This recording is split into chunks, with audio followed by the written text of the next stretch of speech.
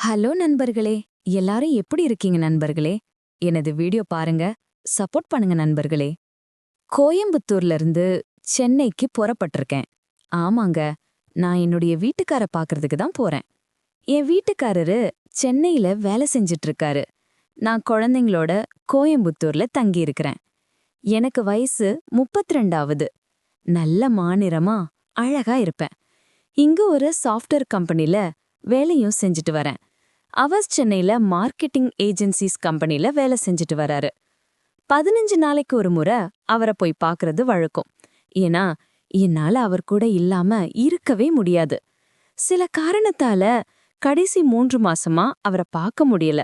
அவரை போய் பார்க்கணும், அவர் கூட தனிமையில ஒன்னா இருக்கணும் தான் குழந்தைங்கள கூட ஊர்லயே விட்டுட்டு போறேன். இப்ப கோயம்புத்தூர்ல இருந்து சூப்பர் டிலக்ஸ் பஸ் புக் பண்ணியிருக்கேன். விடிய காலையில 5 மணிக்கெல்லாம் என்னை கொண்டு போய் கோயம்பேடு பஸ் ஸ்டாண்ட்ல இறக்கி விட்டுருவாங்க. அவரு அங்க என்ன பிக்கப் பண்ண வந்துருவாரு. ஓகே ஃப்ரெண்ட்ஸ், நீங்களும் நேரமே தூங்குங்க. நானும் பஸ் ஏறிட்டேன், தூங்க போறேன். பாய், காலையில மீட் பண்ணலாம். காலையில 5:30 ஆச்சு. நான் கோயம்பேடு பஸ் ஸ்டாண்ட்ல காத்துட்டு இருக்கேன். ஆனா என் வீட்டுக்காரரு இன்னும் வரல. அவருக்கு 2-3 முறை ஃபோன் பண்ண என்ன ஆச்சுனே தெரியல ஃப்ரெண்ட்ஸ். அவர் என்னோட ஃபோனை எடுக்கல. ரொம்ப நேரம் காத்திருந்த எனக்கு பயங்கர கோபமும் பசியும் இருந்துச்சு. அதனால நான் ஒரு ஆட்டோ புடிச்சு நேரடியாக என் கணவர் தங்கியிருக்கிற ரூமுக்கு போனேன். அங்க நான் கண்ட காட்சிதான் என்ன நிலக்குலைய வச்சது. ஆமாங்க, அவரு ரூம்ல ஜன்னல் வழியா நான் எட்டி உள்ள பார்த்தேன். என்னடா பைப்புள்ள, ஃபோன் எடுக்காம என்ன பண்ணிட்டு இருக்க அப்படின்னு. ஆனா என் கணவரும் வேறொரு பெண்ணும் ஒரே ரூமுக்குள்ளே இருந்தாங்க. எனக்கு மனசு உடைஞ்சு போச்சு. என்னால தாங்கவே முடியல. அழுகையா வருது. நான் என்ன பண்றதுன்னு தெரியல. ரூமுக்கு வந்த கையோட மறுபடியும் கிளம்புனேன். ஒரு ஆட்டோ புடிச்சு திரும்பவும் சென்னை கோயம்பேடு பஸ் ஸ்டாண்ட்ல வந்து இறங்குனேன். மனசுக்குள்ள அவ்ளோ கோபம், அவ்ளோ வெறி இருந்துச்சு. நான் என்ன பண்ணுனேன்? அவருக்கு என்ன குறை வச்சேன்? 15 நாளைக்கு ஒரு முறை வந்து அவருடைய ஆசையெல்லாம் தீர்த்துட்டு தான் இருந்தேன்.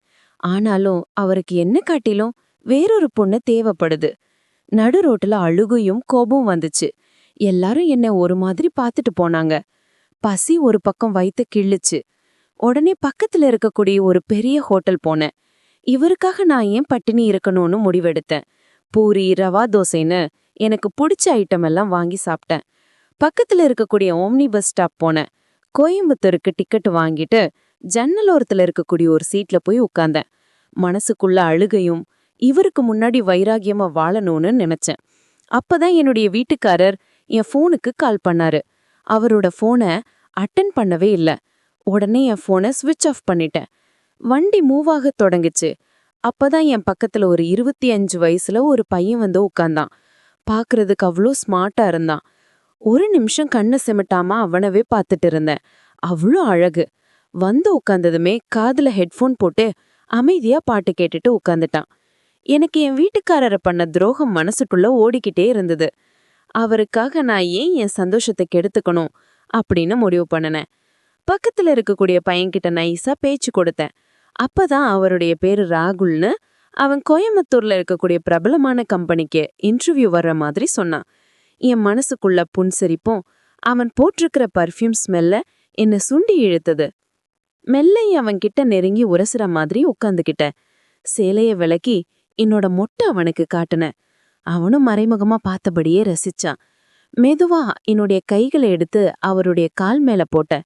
ஆரம்பத்துல தட்டி விடுவது போல இருந்தாலும் அதன் பிறகு அவனே அதை அனுபவிச்சான்.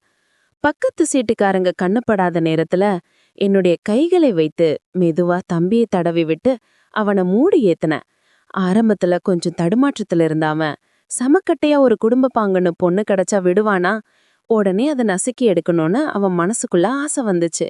ஆனா பஸ்ஸுங்கிறது எங்களுக்கு அந்த அளவு சூட்டபிளா இல்ல. அவன்கிட்ட மெல்ல, நம்ம வெளியில எங்கேயும் ரூம் போடலாமான்னு கேட்டேன். அவன் இப்ப எப்படி அக்கான்னு சொன்னான். மொபைல பாரு, கிடைக்கும்னு சொன்னேன். அதன்படி சேலத்துல ரூம் கிடைச்சது. உடனே நாங்க 2 பேரும் சேலம் பைபாஸ் தொட்ட உடனே சேலத்திலேயே இறங்கிட்டோம். ஒரு ஆட்டோ புடிச்சு ரூமுக்கு போனோம். ரூமுக்கு போன உடனே எனக்கு பயங்கர அவசரம் ஆய் வந்துருச்சு. இரவு முழுவதும் குளிக்காதங்காட்டி நான் பாத்ரூம் போய் என்னுடைய காலை கடன்கள் எல்லாம் முடிச்சிட்டு ஃப்ரெஷ்ஷா குளிச்சேன். பாத்ரூம் கதவுகளை மூடாம திறந்து வச்சுட்டு இந்த வேலைகள் எல்லாம் பண்றதால ராகுல் ஒரு சேர் போட்டு உக்காந்து பாத்ரூம்ல நான் பண்ற விஷயங்கள் எல்லாம் பார்த்து ரசிச்சான். அது எனக்குமே இன்னும் ஆர்வத்தை தூண்டுச்சு. நான் என்னுடைய பாத்ரூம் வேலையெல்லாம் முடிச்சிட்டு வர்றதுக்குள்ள அவனும் எல்லாத்தையும் கலட்டி தயாரானான். சும்மா சொல்லக்கூடாதுங்க, அவருடைய சாமான் அவ்வளோ சூப்பரா இருந்துச்சு. குளிச்சுட்டு ஈரமா வந்த உடனே அவனை கட்டி அணைச்சு கட்டில்ல படுக்க வச்சேன். என் ஆசை தீர அவனை ரசிச்சு ருசிச்சேன். அவனும் என்னை என்னென்ன பண்ணணுமோ எல்லா வகையிலும் பண்ணி கொடுத்தான். காலை விரிச்சிட்டு படுத்திருந்த எனக்கு அவனுடைய சயனம் வெளியே வர ஆரம்பிச்சது. நல்லா வெளியே போச்சு. முழு சந்தோஷம் எனக்கு. அவர் கூட இருக்கிறத விட அருமையான சுகத்தை இன்னைக்கு நான் பார்த்தேன். ராகுலும் சும்மா சொல்லக்கூடாது. வேலை முடிஞ்சதுக்கு அப்புறம் கூட அவனோட 2 கைகள் பிசைறத நிறுத்தவே இல்ல. அதுக்கப்புறம் மறுபடியும் ஒரு முறை குளிச்சுட்டு நீட்டா திரும்பவும் நாங்க ஒரு ஆட்டோ பிடிச்சு சேலம் பஸ் ஸ்டாண்டுக்கு வந்து கோயம்புத்தூருக்கு எங்களோட பயணத்தை தொடர்ந்தோம். பஸ்ல வரும்போது கூட எங்க 2 பேரோட கையும் மற்ற வேலைகளை செஞ்சுட்டே இருந்தது. என் சேலைக்குள்ள மறைவாக கைய விட்டு நசுக்குனதும் பிதுக்குனதும் என் மனசுல இன்னும் ஆழமாக இருக்கு. இரவு 11 மணி கோயம்புத்தூர் வந்து சேர்ந்தோம். ராகுல நம்ம வீட்டுக்கு கூப்பிட்டு போயிடலாமா யோசனை இருந்துச்சு. ஆனாலும் வீட்ல பாப்பா இருப்பா, எப்படி நம்ம தனிமையில இருக்கிறதுன்னு கொஞ்சம் நெருடலா இருந்துச்சு. இப்படியே யோசனை பண்ணிட்டு இருக்கும்போதுதான் என்னோட மொபைல் போனை ஆன் பண்ணினேன். போன் ஆன் பண்ண உடனே எங்க வீட்டுக்காரர்கிட்ட இருந்து போன் வந்தது. என்னம்மா, எங்க இருக்க? ஏன் இப்படி போனை ஸ்விட்ச் ஆஃப் பண்ணி வச்சிருக்க? நான் சென்னையில கோயம்பேடு பஸ் ஸ்டாண்டு ஃபுல்லா அழிஞ்சிட்டேன் அப்படின்னு ரொம்ப சீன் போட்டாரு. நான் ரொம்ப அலட்சியத்தோட பதில் சொன்னேன். உங்களுக்கு நான் ஒன்னும் முக்கியம் இல்லைல்ல, அப்புறம் எதுக்கு என்ன தேடுறீங்க அப்படின்னு பேசினேன். அப்பதான் ஒரு முக்கியமான விஷயத்த எனக்கு சொன்னாரு. இல்லம்மா, நான் உன்கிட்ட ஒரு முக்கியமான விஷயம் சொல்லணும். நீ என்னோட ரூமுக்கு வந்துட்டா சொல்லலாம்னு நினைச்சிட்டு இருந்தேன். என்னன்னா, என் கூட என்னோட தங்கச்சி இருக்காங்கம்மா 2 நாளா. என்னோட சித்தி பொண்ணு. அவங்களுக்கு கொஞ்சம் மனநிலம் சரியில்லாத நிலைமையில இருக்கிறாங்க. அதனால எங்க சித்தப்பா இங்க கொண்டு வந்து விட்டுட்டு போயிருக்காரு.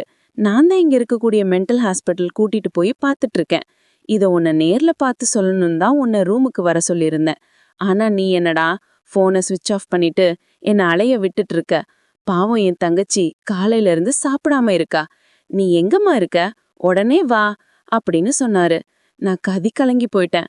அவருக்கு சித்தப்பா இருக்கிறதும் அந்த பொண்ணுக்கு கொஞ்சம் உடம்பு சரியில்லாம இருக்கிறதும் எனக்கு தெரியும்.